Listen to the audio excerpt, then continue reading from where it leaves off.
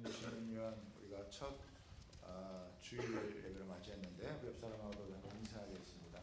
새해 하나님의 복 많이 받으시기 바랍니다. 또 한번 인사할까요? 다시 복음 앞에 섭시다. 우리 교회가 2033 플러스 33 프로젝트를 추진하고 있습니다. 2033년이 되어지면 예수님께서 승천하신 지 2000년이 되는 해이고, 올해까지 합하면 한 8년 정도 여러분 남았습니다.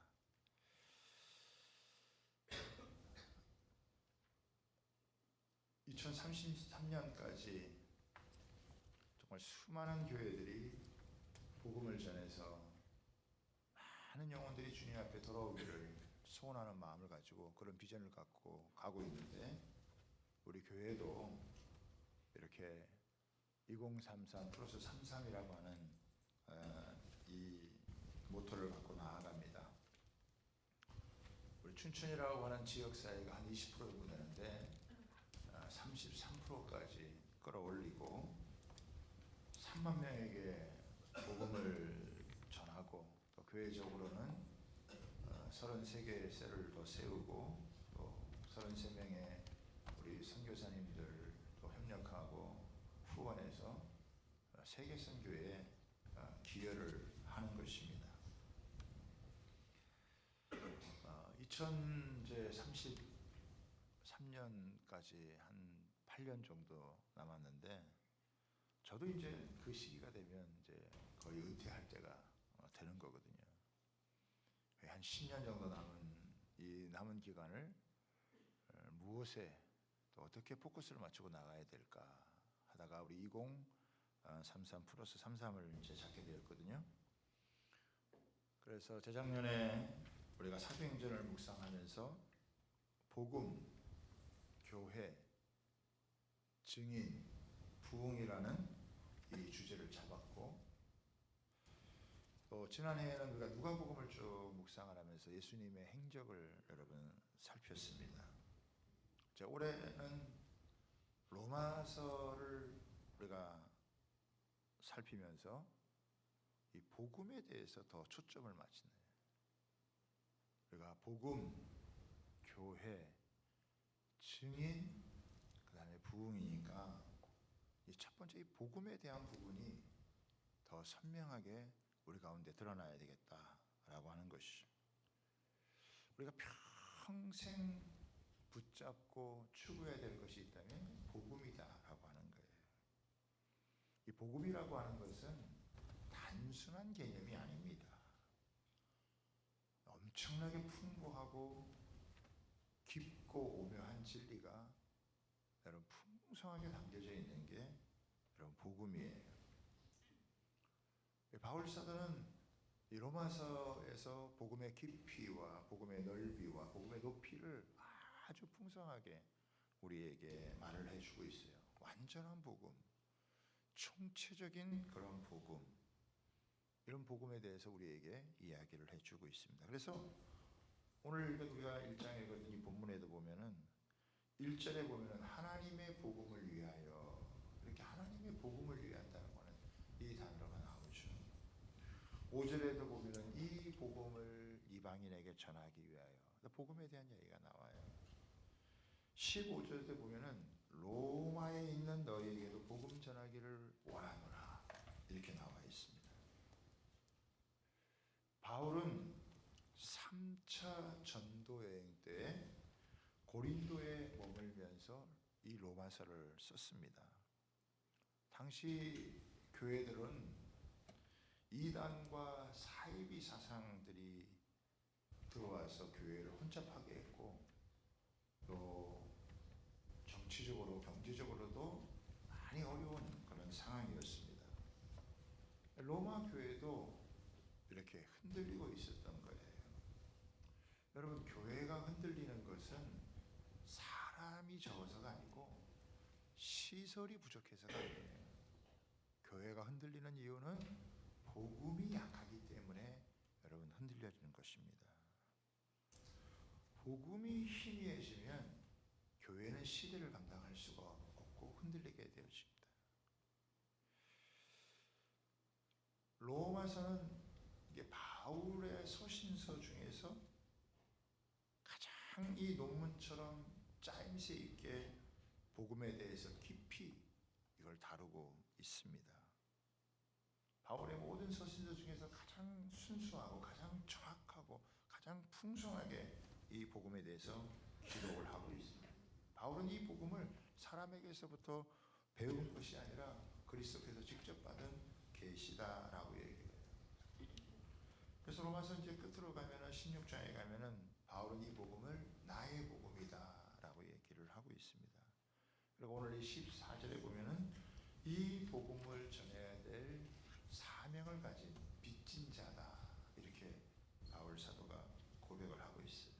그래서 이제 이 로마서를 통해서 우리가 복음에 대한 이야기를 계속 쭉 우리가 이렇게 듣고 나눌 터인데 오늘은 좀 서론이지만 그러나 아주 핵심적으로 중요한 이 복음에 대해서 잠깐 나누도록 하겠습니다. 오늘 제가 세 가지로 여러분 나누는데 주부도 참고하시면 여러분이 따라오는데 어렵지 않으실 것입니다.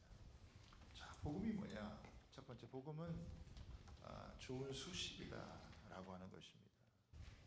초대 교회가 믿고 전한 복음은 이 복음을 지칭하는 단어는 유앙겔리온이다라고 하는 말입니다. 굿뉴스다라고 하는 말이죠. 나라와 나라 사이에 전쟁이 벌어졌어요. 이 나라의 운명을 결정하는 그런 전쟁이 벌어서 치열하게 싸웁니다.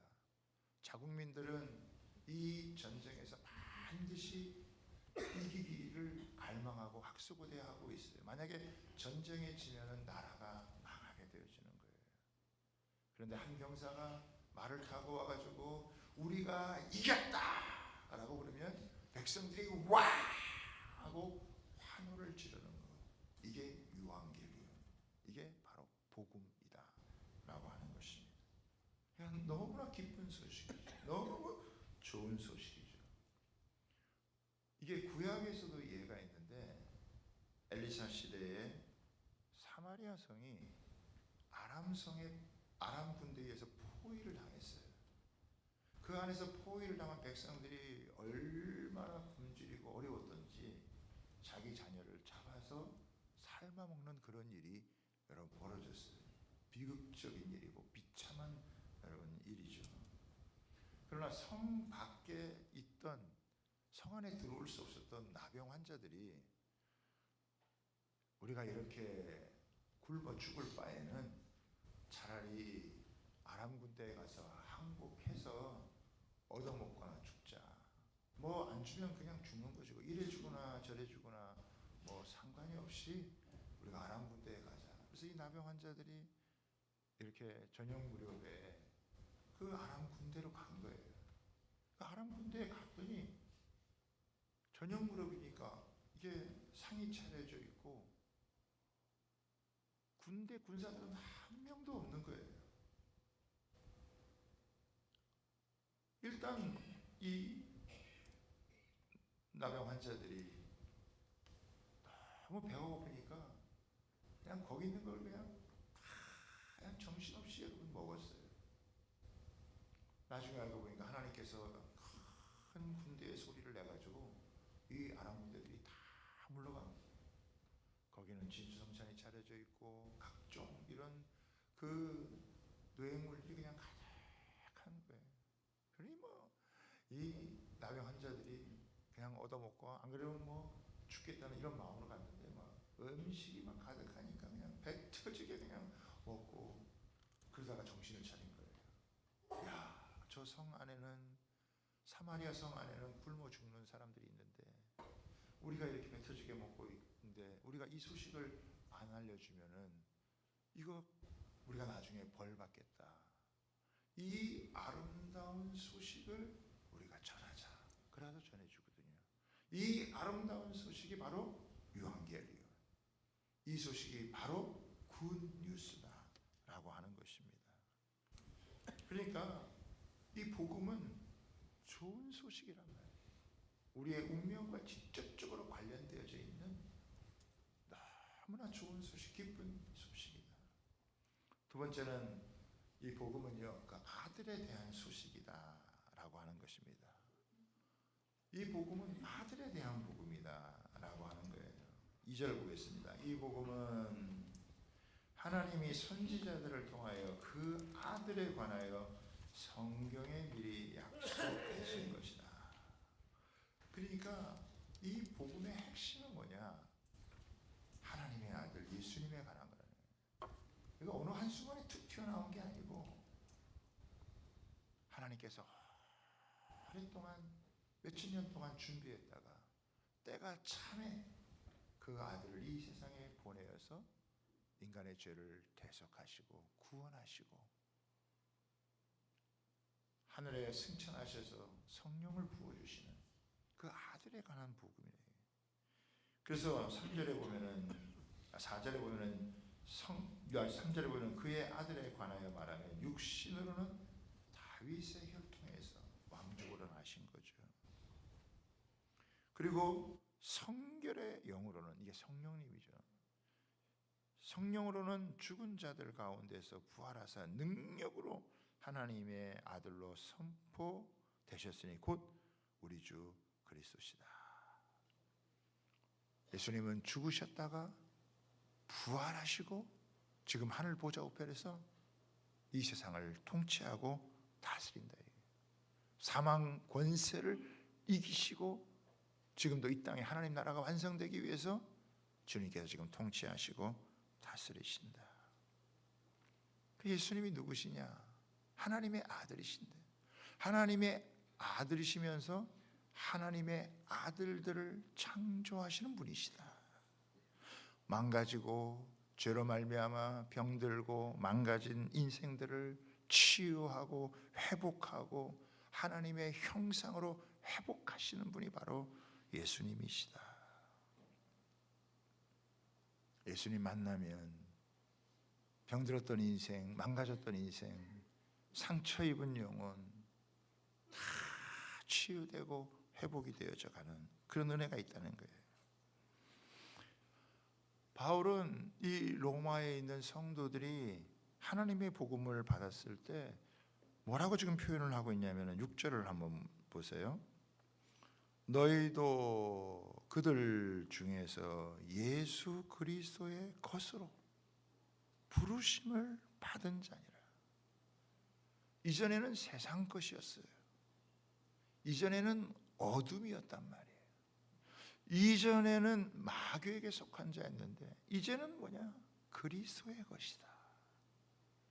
그리스도의 소유다. 하나님의 소유다. 하나님의 소유다라고 하는 것은 하나님이 보석처럼 여기는 그렇게 귀히 여기는 자들이 되었다. 예전에는 유대인들이 여러분 그런 은혜를 입었는데 이제는 이방 땅까지 가가지고 그들이 그리스도 안에 속하게 되어지자 그리스도 안에 돌아오게 되자 이제는 그리스도의 것, 하나님의 소유, 하나님의 보물, 하나님의 보석이 된 자들이다라고 하는 것을 여러분 이야기를 하는 거예요. 그러니까 하나님의 아들은 이 땅에 와서 하나님의 아들들을 여러분 이렇게 창조하는 거예요. 그리고 그들을 하나님의 소유로 삼는 거예요. 너희는 더 이상 세상의 것이 아니다. 너희는 그리스도의 것이다. 또 나오죠. 6, 7절에 보면 이렇게 나와요. 로마에서 하나님의 사랑하심을 받고 여러분 하나님의 사랑받는 존재가 되었다는 거예요. 더 이상 고아처럼 버려두지 않으시고 하나님께서 그들을 사랑하셔서 때를 따라 그들을 도우시고 모든 위험에서부터 지켜주시고 보호해주시고 길을 인도해주시고 주님이 품어주시고 회복시켜주시는 그 세상에 어떠한 어려움과 힘든 문제를 겪고 아픔과 상처를 겪었어도 그 하나님의 사랑에 다 품어 안으셔서 그 하나님의 사랑 속에 녹아지고 새롭게 빚어져가는 그런 모습이 되어진 거예요. 그러니까 예수님이 이 땅에 오신 것은 그 아들의 복음은 그 아들이 자신을 완전히 희생해서 우리를 그리스도의 것으로 삼고 하나님의 말로 다 할 수 없는 이 어마어마한 사랑을 받는, 하나님의 사랑받는 백성으로 만드셨다라고 하는 것입니다. 하나님은 절대로 이제 우리를 홀로 버려 두지 아니하시고 우리와 끝까지 함께 하시는 여러분 분이시라는 거예요. 우리가 오늘 이제 주만나 큐티에 여호수아 우리 2장을 묵상을 했는데, 가나안 정복을 눈앞에 둔 여호수아가 정탐꾼 2명을 이제 여리고 땅에 보내잖아요. 그 정탐꾼 2명을 보낸 이유는 그 땅이 어떤지 아직 정보가 없으니까 그것을 잘 살펴보기 위한 것도 있지만은, 훨씬 더 중요한 게 뭐냐면 그 여리고 성 안에 기생 라합이라고 하는 여인이 하나님을 향한 믿음을 갖고 있었다는 거예요. 그래서 그 성에 다 모든 사람이 멸망하기 전에 믿음의 사람을 살려서 하나님의 기업으로 삼으시는 그런 모습을 보여준다. 하나님은요, 믿음의 사람을 저버리는 적이 없어요. 주를 믿는 자에게 수치를 겪지 않도록 하신다고 하신 거예요. 6.25 때 여러분 우리나라에 이렇게 많은 유해인군들이 오게 된 이유가 뭐냐? 조선이라는 땅, 대한민국에는 예수 믿는 사람들이 많다, 하나님의 백성들이 많다. 그게 이 대한민국을 여러분 돕는 중요한 이유가 되어졌다라고 하는 거예요. 그러니까 하나님께서 그리스도의 소유로 보석과 같이 삼으시고 한없는 그 사랑을 그냥 베풀어 주시는 거예요. 말로 다 할 수 없는 그 사랑을 베풀어 주시는 거예요. 이게 여러분 이 복음이, 그 아들에 대한 소식이 우리에게 이렇게 온다는 것입니다. 자, 마지막 이제 세 번째예요. 복음을 듣고 들으면은요 열매를 맺게 된다라고 하는 거예요.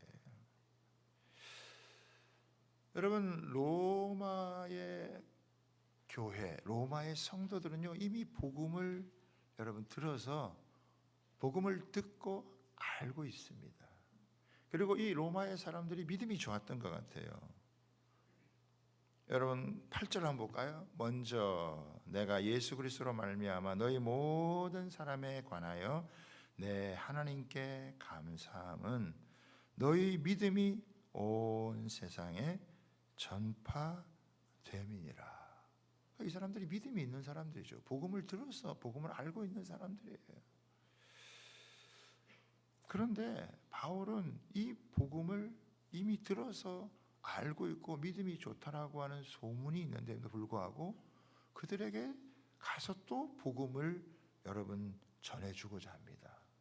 그러니까 몇 번이라도 가서 복음을 전해주고자 하는데 길이 막혀가지고 결국은 못 가게 돼서 이 서신을 쓰게 된 거예요.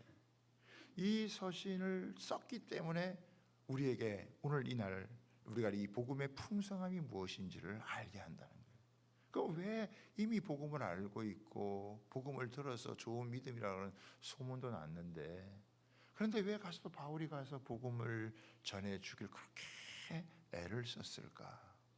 이유가 있습니다. 13절이에요. 한번 볼까요?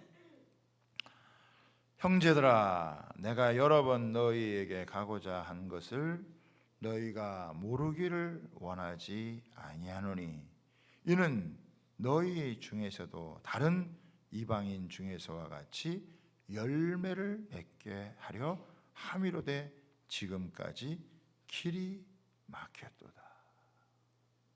왜 바울이 그토록 가서 복음을 전해주고 싶었느냐? 열매를 맺게 하기 위해서라는 거예요. 그러니까 자칫하면 어떻게 해요? 열매를 맺지 못하는 신앙생활도 있다라고 하는 거예요. 여러분 사형리를 통해서, 백지전도법을 통해서, 심지어는 전도폭발을 통해서 예수님을 영접해서 구원받을 수 있어요. 그러나 그게 구원받은 것으로 끝나는 게 아니에요. 그게 하나님 말씀으로 잘 양육이 돼서 제대로 여러분 정상 세워지지 않으면 정상적으로 자라지를 않아요. 여러분 아이를 낳고 끝나는 게 아니잖아요. 그 아이를 계속해서 양육하고 키워야 여러분 제대로 성장을 하고 열매를 맺는 그런 삶이 되어진다고요. 한순간 구원받아서 얼마나 기쁘고 감사한지 이런 사람 여러분 많아요. 예? 예수님 그 처음 만났을 때 그 막 첫사랑의 그 기쁨, 감격, 막 하늘을 붕붕 떠날 것 같은 여러분 그런 여러분 사람들이 많다고요. 그런데 그렇게 하다가도 조금 어렵고 힘들고 시험 들면 어떻게 해요? 교회를 떠나가기도 하고 심지어는 이단에 빠지기도 하고 신앙을 저버리고 살아가는 사람들이 얼마든지 있을 수 있다라고 하는 것입니다. 복음을 들어서 기쁨을 얻을 수 있지만 끝까지 이 복음에 사로잡혀서 믿음으로 살아 승리하느냐라고 하는 것은 복음을 제대로 깊이 있게 경험하지 않으면 여러분 안 되는 거예요. 저는 이제 복음의 가치, 복음의 능력, 복음의 영광을 제가 많이 얘기를 하는 편인데 복음이 왜 가치가 있는 거냐? 그 복음이 가치가 있는 것은 그게 우리의 생명을 다루기 때문에 그렇다는 거예요. 복음이 능력 있는 것은 뭐예요? 우리 삶을 변화시킨다는 거예요. 변화를 가져온다는 거예요. 복음의 영광은요, 우리로 하여금 이 땅에 이 죄 많고 어두운 세상을 살아가지만 한없는 기쁨과 영광을 누리면서 살아갈 수 있도록 여러분 만들어 준다라고 하는 거예요. 우리 지난 주간에 참 송구영신 예배도 하면서 우리 또 신년 집회하면서 은혜가 참 많았습니다. 강사로 오신 우리 김폴 목사님 중에서 김폴 목사님이 그 말씀하는 중에 본인이 직접 이렇게 천국에 가서 보니까 참 이 땅에서 살았던 그 삶 그 통해서 하나님께서 참 그 집들을 마련해 주셨는데 어마어마하더라라고 하는 얘기를 해요. 복음을 위해서 이 땅에 살았던 사람들이 천국에서 얼마나 영광스럽게 누리는지에 대한 것들을 설명해 주면서 근데 집이 없는 사람도 있다라고 하는 거죠. 집이 없는 사람들이 있더라. 그 왜 그랬으냐? 구원은 받았는데 열매를 맺지를 못한 거예요. 생각보다 그런 사람들이 많다는 것에 본인도 많이 놀랐다라고 얘기를 해주세요. 여러분 우리가 신앙생활하면서 이렇게 믿음이 흔들리지 않고 끝까지 이렇게 열매를 맺는 그런 신앙생활을 하려면요, 이 복음을 제대로 알지 못해서는 안 된다는 거예요. 맨날 듣는 얘기 같죠. 예수님 나를 위해 십자가에 죽어주시고 부활해 주시고 내가 예수 믿으면 구원받고 여러분 맨날 듣는 소리 같죠. 그런데 그게 이 복음이 그 사람의 인생 전체를 사로잡느냐 그리고 그 삶을 통해서 얼마나 영향력을 미치냐는 또 다른 여러분 문제다라고 하는 거예요. 여기 오늘 이 본문을 가지고요 뭐 수십 편의 설교도 할 수 있어요. 그러나 제가 오늘 여러분하고 나누고 싶은 건 이 복음의 열매가 뭐냐, 오늘 이 본문을 통해서 우리에게 보여주는 복음의 열매가 뭐냐, 제가 두 가지로 여러분을 정리해 드리겠습니다. 첫 번째 1절을 한번 보겠습니다. 1절이 뭐냐면 예수 그리스도의 종 바울은, 여기 종이라는 표현을 썼어요. 이 종이라는 표현은 뭐냐면은 헬라어로는 둘루스라고 하는 표현이에요. 노예라는 표현이에요. 요즘은 이렇게 노예가 없지만 이 당시에는 노예가 있었잖아요. 노예는 자기 생활이 없어요. 자기 생각이 없어요. 자기 계획이 없어요. 자기 감정이 중요하지 않아요. 노예는 주인에 따라서 여러분 다 움직이는 그런 사람이에요. 바울은 자기가 종이라고, 이 노예라고 불리기를 기뻐했다는 거예요. 이 복음에 완전히 사로잡혀가지고 조금이라도 주님에게서 벗어나고 싶은 그런 생각이 없어요. 내가 스스로 종이 되어서, 아니 주님 나를 불러주셔도 내가 스스로 종이 되어져 가지고 내가 주님과 함께 살아가는 것입니다. 주님보다 더 좋은 분이 없어요. 주님보다 더 사랑할 만한 분이 없어요. 주님만큼 나를 사랑해 주는 분도 없어요. 주님의 뜻을 이루는 것보다 더 좋은 건 없어요. 나는 오로지 나를 사랑해 주셔서 자기의 온 모든 것들을 그렇게 희생해서 나를 구원해 주시는 그 주님을 나도 이제는 사랑할 수밖에 없는 그 주님과의 사랑의 관계로 다 하나가 되어져 가지고 나는 평생을 노예로 살아도, 복음의 노예, 주님의 노예로 살아도 나는 너무너무 행복하고 나는 조금이라도 주님에게서 벗어날 수 없다. 이게 바울의 심령 속에서 이게 살아서 움직이는 거예요. 누가 시켜서 하는 일이 아니에요. 억지로 강요해서 하는 일이 아니에요. 하나님이 나를 그렇게 사랑하신다고, 주님이 나를 그렇게 사랑하신다고. 육신으로 계실 때 주님께서 어떠한 그 주님의 모습을 살펴보면 살펴볼수록 그 주님께서 나를 향한, 우리를 향한 그 사랑이 어떠한지를 아니까 이제는 주님 외에 다른 어떤 것을 사랑할 수가 없어요. 주님에게 완전히 사로잡힌 사람, 주님의 마음에 완전히 붙들린 사람, 나는 주님의 노예가 되겠습니다. 이게 바울의 고백이라는 거예요. 그러니까 열매라고 하는 것은 내 안에서 그 주님과의 깊은 사랑, 마치 주님의 그 심장 가운데 내가 들어가고 주님의 심장이 내 안에서 뛰는 것처럼 너무너무 이게 내 속에서 역사하는, 이게 열매입니다. 여러분 안에 이런 열매가 있습니다. 그냥 눈을 뜨면, 또 때로는 눈을 감아도, 여러분 예전에 주님을 만났던 첫사랑도 있었지만은 세월이 지나가면 지나갈수록 정말 주님밖에는 없고 주님 사랑밖에는 없고 내 인생에 남는 건 주님밖에 없고 머리서부터 발끝까지 내 모든 것들이 다 세포 하나하나에 그냥 주님의 피가 물들기를 원하고 성령의 생수가 흐르기를 원하고 주님으로 가득 채워지기를 원하고, 이 복음이, 이 주님이 그 안에서 바울이 살아가지만 바울 안에서 바울을 살아 움직이고 또 그로 하여금 살게 만드는 그 원동력, 그게 그 주님이 그 안에 계시는 거예요. 이게 여러분 종이에요. 바울 안에 맺히신 열매죠. 또 하나 있어요. 그게 뭐냐면 로마 교인들을 위해서 바울이 사랑하는 거예요. 9절을 볼까요, 여러분? 내가 그의 아들의 복음 안에서 내 심령으로 섬기는 하나님이 나의 증인이 되시거니와 항상 내 기도에 쉬지 않고 너희를 말하라. 이게 무슨 말입니까? 이 로마의 교인들을 향해서 바울이 그렇게 그들을 위해서 기도하는 거예요. 그렇게 그들을 위해서 기도해 주고 싶은 마음. 그래서 내 기도에 항상 쉬지 않고 그들을 위해서 여러분 말을 하는 거예요. 그들을 위해서 기도해 주는 거예요. 여러분 누군가를 위해서 기도해 준다는 것은 누군가를 위해서 사랑하는 거거든요. 그리고 오늘 이 본문에 보면, 이 성경에 보면은 바울은 계속 가고 싶은 거예요. 몇 번이라도 가고 싶은 거예요. 여러분 그 사람들을 본 적이 없는 사람들이에요. 아는 사람들이 아니에요. 그런데 그들이 예수 안에 들어왔다는 이야기를 듣고 바울은 그들을 너무너무 사랑해가지고 그들을 찾아가고 싶은 거예요. 만나고 싶은 거예요. 왜 그들을 만나고 싶으냐? 왜 그들을 찾아가고 싶으냐? 어떤 대가를 치러도 그들에게 가고 싶으냐? 이게 뭐예요? 11절 보겠습니다.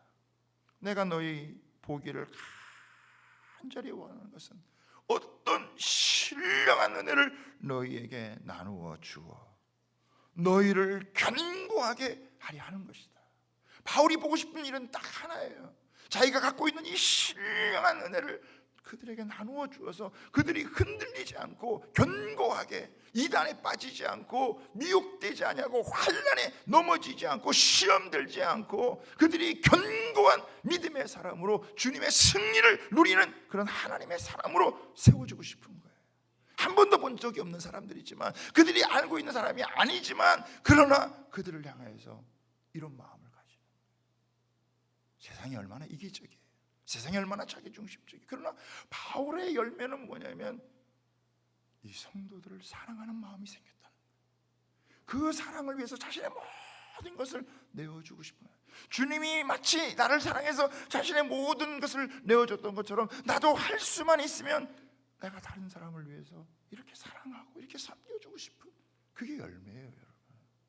심지어는 복음을 알지 못하는 그 영혼들에게 복음을 전해서 그 사람들을 살려주고 싶은, 그것을 위해서라면 내 인생, 내 모든 것들을 드리고 싶은 그런 마음인 거죠. 그게 열매예요. 여러분, 신앙생활 오래 하셨죠? 여러분 안에 주님을 더 사랑하는 열매가 있습니까?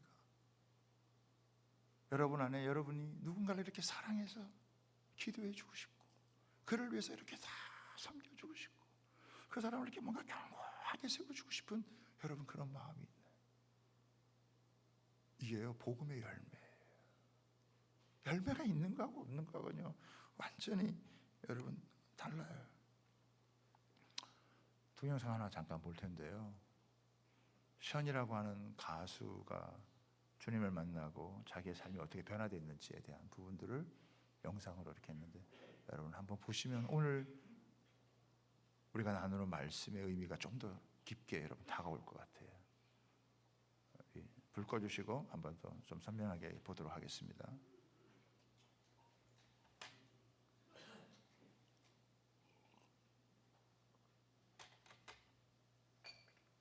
기부액인 거고. 저하고 제 아내가 개인이 65억이요? 그냥 본인 돈으로 65억이고 각종 기부론, 기부행사 통해서 한 기부액은 집게를 챔들 정도.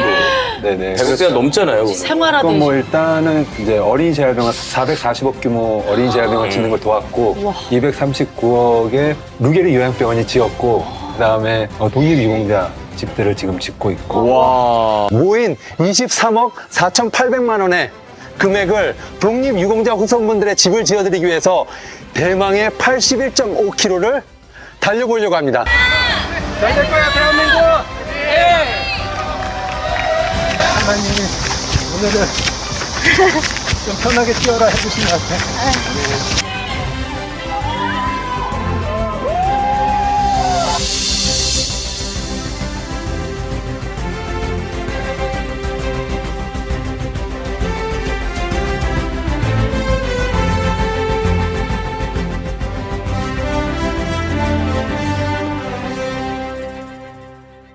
그러니까 삶의 방향을 바꾼 어떤 계기가 있었어요.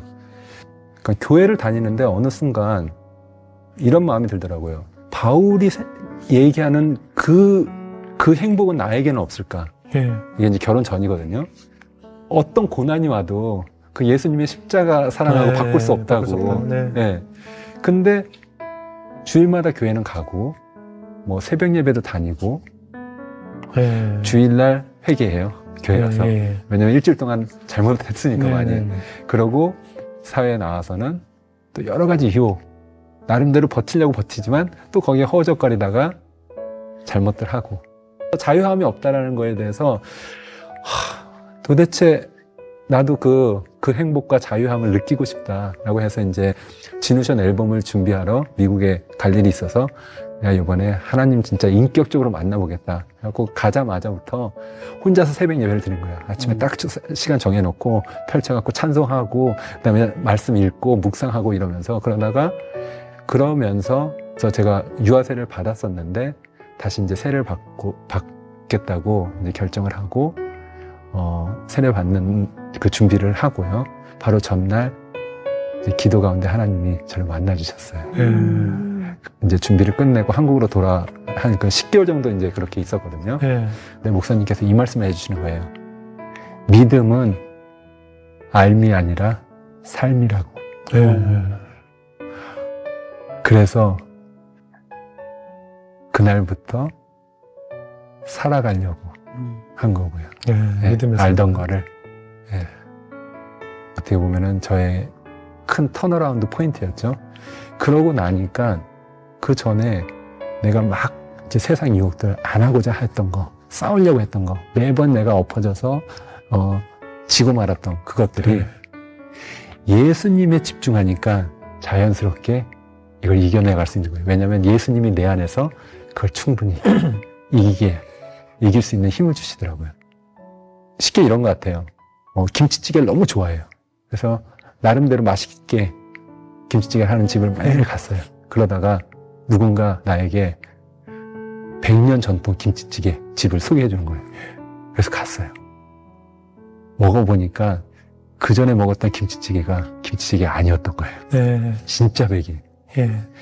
예수님을 만나면 세상에 너무 좋아서 그 많은 유혹들 너무 좋아서 어쩔 수 없이 이게 너무 좋아서 막 이랬던 것들이 훨씬 더 좋은 예수님이 계시니까 하찮아 보여요. 그전에는 너무 좋아 보여서 자꾸 싸워서 이겨보려고 했지만 이기지 못했던 그것들이 더 그 무엇과도 바꿀 수 없는 그게 내 안에 들어오니까 되게 하찮아 보이기 시작하더라고요. 그래서 싸울 필요가 없고 그 예수님을 더 가까이 하면은 이게 자연스럽게 멀어지는. 끝난 것이다.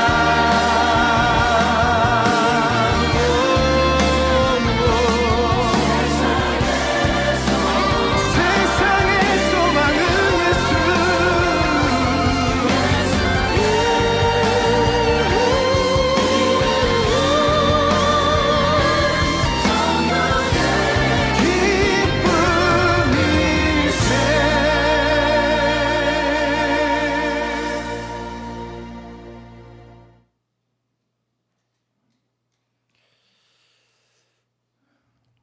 여러분, 교회 오래 다닐 수 있죠. 열매가 있으세요? 바울은 우리가 열매 맺는 그런 삶이 되기를 원했던 거예요.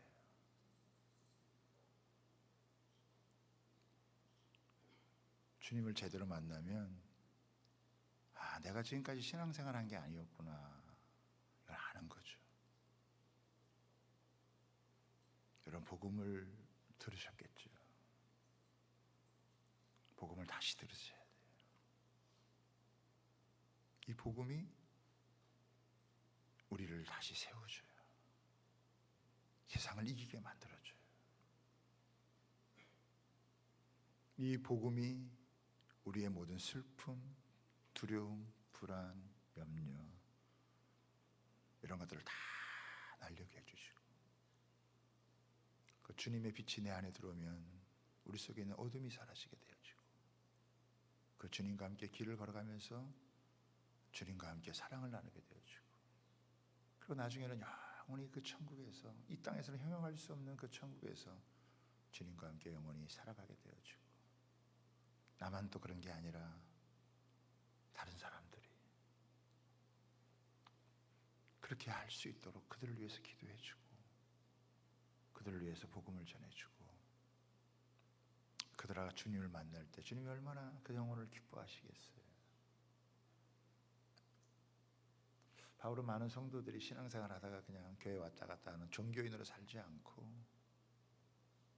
내가 열매를 맺는, 그래서 본인도 이 길을 걸어가길 너무 잘했고, 또 자신을 통해서 얻어지는 열매를 통해 주님께 나아가는 그런 은혜를 얻는 거예요. 그래서 바울이 다시 이렇게 만나서 복음을 전해주는 거예요.